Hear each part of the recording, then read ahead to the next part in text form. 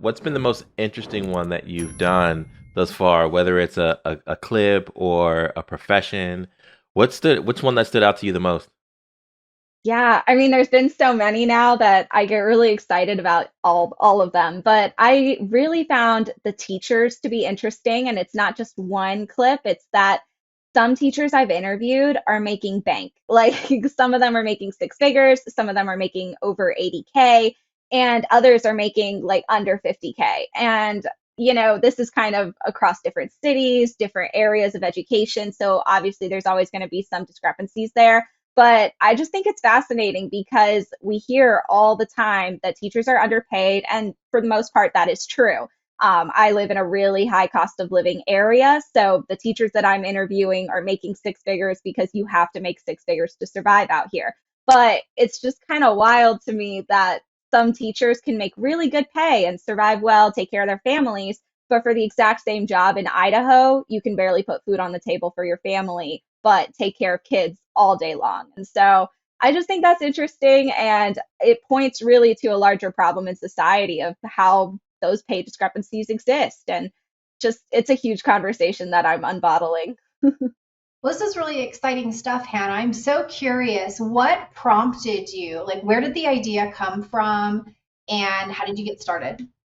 Yeah, so I have a personal TikTok account called Stocks and Squats, and really, the way I like to look at it is Stocks and Squats walked so Salary Transparency Street could run. I am like 25 years old, so I was kind of scared to get on TikTok for a bit, and just this past February, I got on board, started posting videos about my career experiences, and talking about how I job hopped a lot. So I graduated in May of 2019. I've only been in the workforce for 3 years, but yeah, I had five jobs over the course of 3 years. And it wasn't until my fourth job that I realized I was underpaid. And so it was just kind of shocking to me that I'd gone through so many jobs and so many different experiences. And it took me a really long time to even realize that I could negotiate my salary. And then, let alone, I figured out that I was underpaid. And I was like, how do I fix this? So, my next job, I made a point to make sure that I was negotiating my salary and I was doing market research, and I got a six-figure salary out of it. So, I was sharing those experiences on TikTok on my personal account, and people were really intrigued by my transparency and how open I was about my salaries. And, I don't know what sparked the idea per se, but I just got it in my head that I had to go out on the street, interview a ton of people, and make sure that this became a thing. Yeah, I love it. What I was gonna do here is pull up some of the comments from some of your recent posts, and it's not like to put you on the spot. It's actually Mhm. to show the diversity of like why people tune in. One person, was cheering for a person who left the job, and they said, "Leave bad management for the win." So you have folks that are tuning in because they're like rooting for the underdog or rooting for the person that you're interviewing.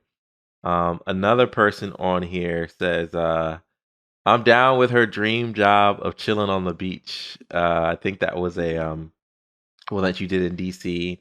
What I love about your account and why I think I know it has longevity, and like I said, if you're paying attention to the show and you're not following Hannah's account, you need to, is that you're doing it for all the right reasons.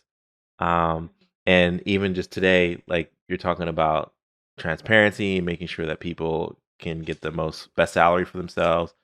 But also it's like it's a niche, but everyone's interested in it. I can tell Yeah. you the first podcast that I ever did for my other account, Business Life and Coffee. It was a episode on do you know what your spouse makes? And it was with some folks from Fidelity, and we talked about the fact that most people in marriages don't even know how much their spouse makes. That's wild. Yeah, yeah. So that was a fun show. But like I just love that you're traveling the country and you're exposing salaries, and not from an ill will standpoint, but like, hey, Yeah. let's tell the world what's next for you then. So what is the future? You recently quit your full time I job. did. So what's the roadmap like for you? Yeah, so really the big step was quitting my job just so that I could put all my time and energy into this. It takes a lot of time, to go out there and travel and do the interviews. And so, like you said, I feel like I've got something that has longevity, so I had to take that leap first. And so the next step now is doing our national tour this summer. So we're going to go all across the country, every single capital city, but then also surrounding areas, so that we don't, just focus on high cost of living areas, but show rural areas and underrepresented areas as well. And just showing that discrepancy of pay across the country. I really want to run into some teachers in Idaho, for example, so I can show, what they're making. But yeah, I mean, it's exciting. Like you mentioned with the comments, like there's so many people tuning in for different reasons. You've got the people who are there to explore different career paths. We've got so many different segments and demographics, like older, younger, people that are just curious about this. I think there's a little bit of nosiness, but really it's just education. People want to see what these different careers are making, whether or not it's something that they can do, and then making sure that they're fairly paid in their own careers themselves. Love it. It's really great info, Hannah. And, as I think about the conversations that I have with small businesses and business leaders, we are talking quite a bit about pay transparency and how to implement these practices within their organizations.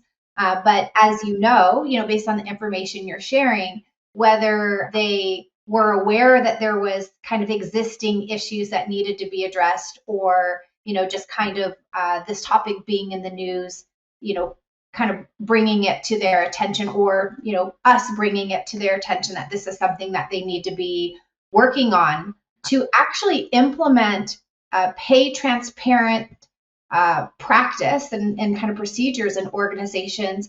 They can be very complex. And so I'm curious, I feel like you are sharing one part of, kind of the equation, right? Like, just here's the information.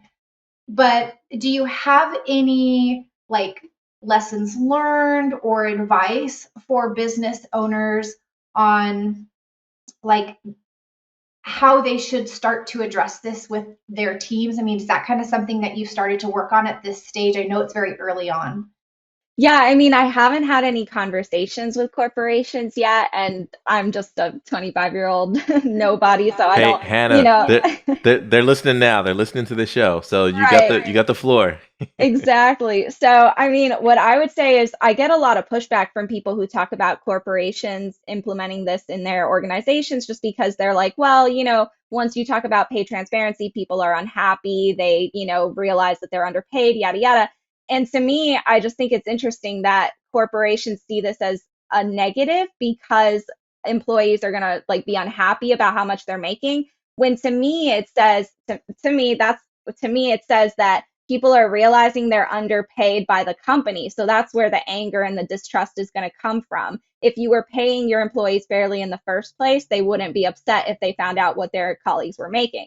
So, there's a lot of pushback from corporations in the media that I've been seeing that they're not willing to implement this. But to take the first approach at it, I think we have to realize that once your colleagues realize they're underpaid, it's a lot harder to win them back than to treat them fairly in the first place. So, to implement this into your organization, I think the first step is really just sitting down with your colleagues and or all your employees and making sure you have a really thorough understanding of their job and their responsibilities and what they do, and analyzing how they're currently being paid and whether or not that's fair, and showing the different colleagues, in different departments, and making sure that everyone is fairly paid. And so it's worse to figure out later down the road that everyone is underpaid and that there's a lot of discrimination going on than to try to implement it in the first place. And so you really have to sit down with your management and make sure that you understand what everybody should be getting paid fairly and implement it that way instead of waiting for them to figure it out because there's no going back.